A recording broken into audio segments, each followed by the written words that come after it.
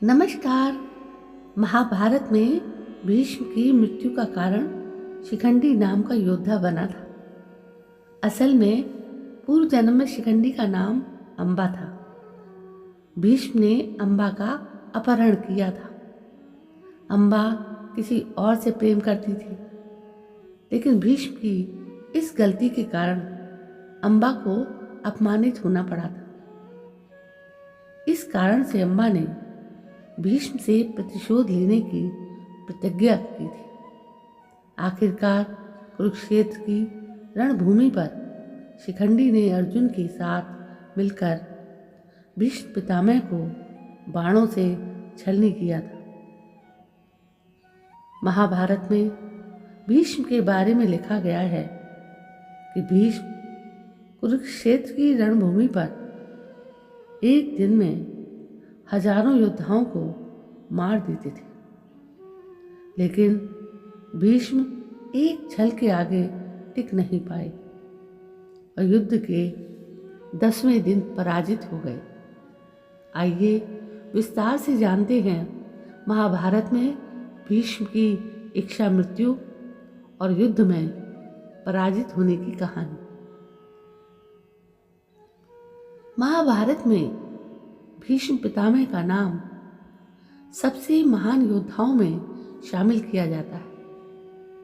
महाभारत काल में भीष्म ही एक ऐसे योद्धा थे जिन्हें इच्छा मृत्यु का वरदान मिला था। इसका अर्थ यह था कि कोई भी योद्धा कितना भी पराक्रमी क्यों ना हो, लेकिन भीष्म की इच्छा के बिना उनकी मृत्यु संभव नहीं थी। भीष्म को मारने के लिए भीष्म की मृत्यु की इच्छा को जागृत करना भी जरूरी था, वरना घायल अवस्था में भी भीष्म की मृत्यु नहीं हो सकती थी। कुरुक्षेत्र की रणभूमि पर इसी बात का फायदा उठाकर भीष्म का वध किया गया था, लेकिन ये कहना गलत नहीं होगा कि भीष्म को मारने के लिए युद्ध के नियमों की धज्जियां उड़ाई गई थी। आइए जानते हैं महाभारत में भीष्म की मृत्यु की कहानी। शिखंडी पूर्व जन्म में अम्बा नाम की राजकुमारी थी।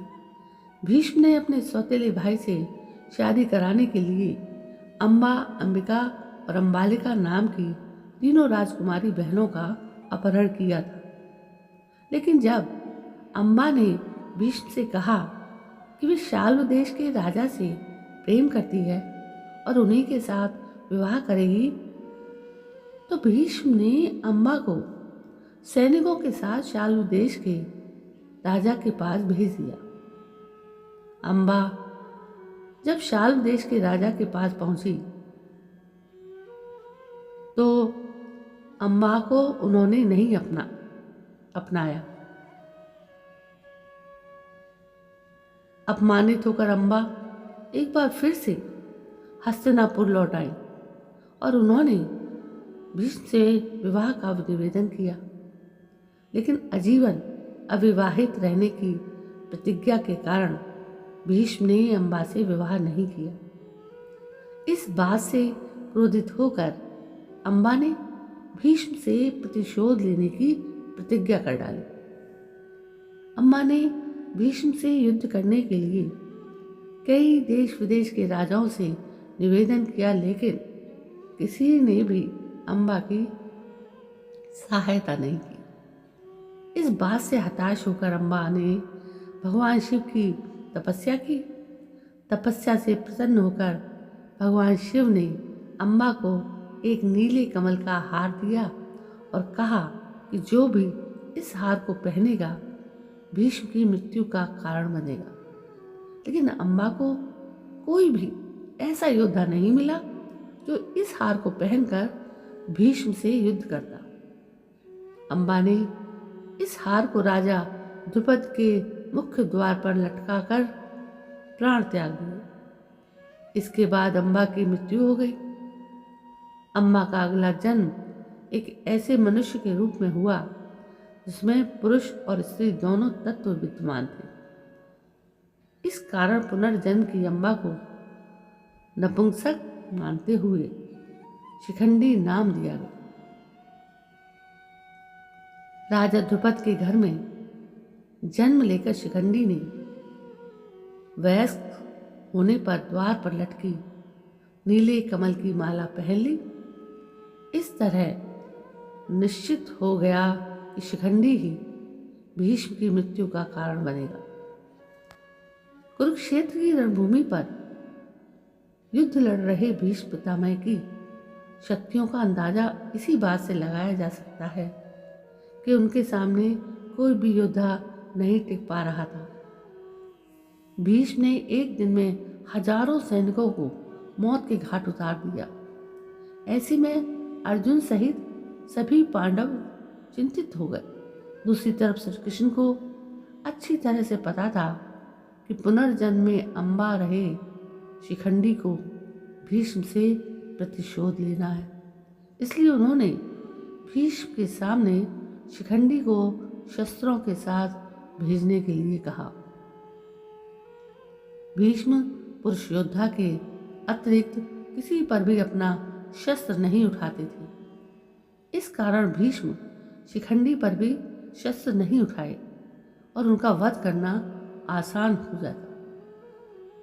पांडवों की सेना को धराशायी कर रहे भीष्म के सामने जैसे ही शिखंडी ने पहुंचकर तीर चलाने शुरू किए, भीष्म ने अपना धनुष नीचे रखकर कहा, हे शिखंडी, मैं तुम पर वार नहीं कर सकता क्योंकि मैं रणभूमि पर केवल पुरुषों से ही युद्ध करता हूँ और तुम पूरी तरह से पुरुष नहीं हो।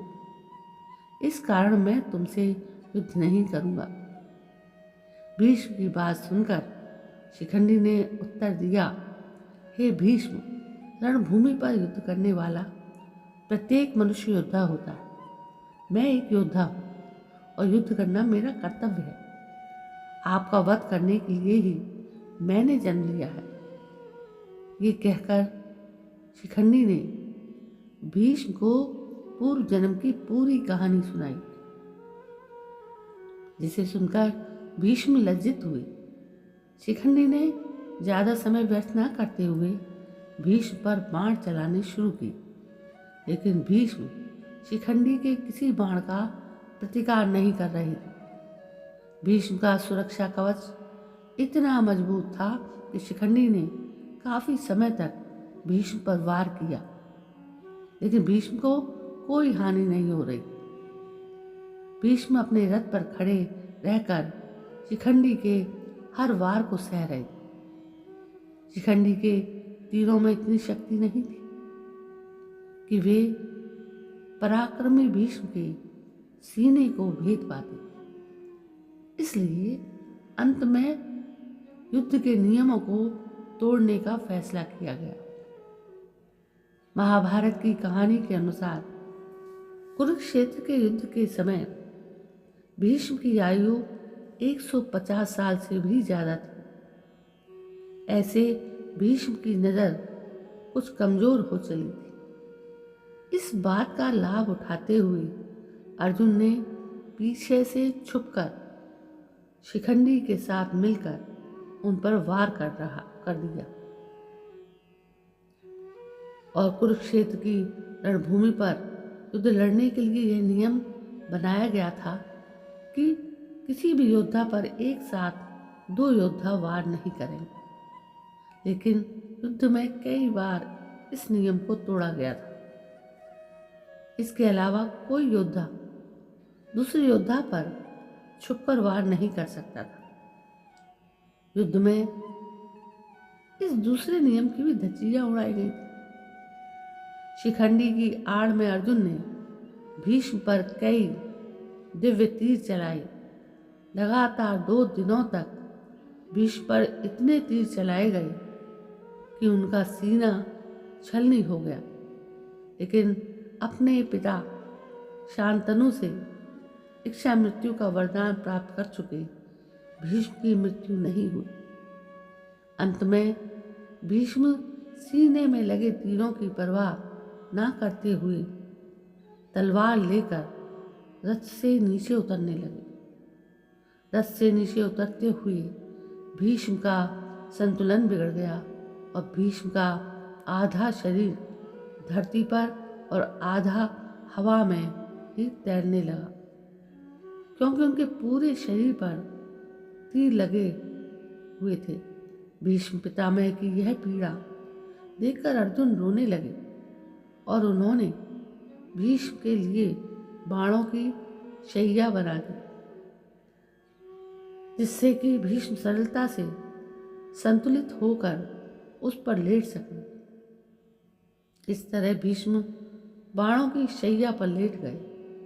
अंत में अर्जुन ने भीष्म के माथे पर 3 तीर मारकर उनके सिर को संतुलित किया, जिससे उनका सिर भी धरती पर संतुलित हो सके।